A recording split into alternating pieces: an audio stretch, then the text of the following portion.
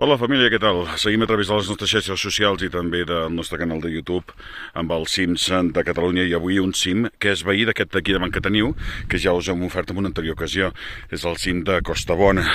Aquest és un pèl més alt, és el cim, com aquí podeu veure amb el rètol si ho veieu, de Roca Colom. És de 2.506 metres d'alçada. No té tan bona visibilitat, tot i que és perfecta, magnífica, respecte al seu més famós veí. Aquí davant, veieu, tenim pics importants del Pirineu, com el Pic de l'Infern, el Pic de Bastiments, el Pic de la Dona, Ull de Ter, l'Olla de Núria, etc. Darrere, per aquesta banda, igual que havíem vist amb el cim de Costabona, doncs tenim el Canigó i a baix tota una vista esplèndida, tot i que avui amb molta calitja que es divisa fins als cims del Montseny.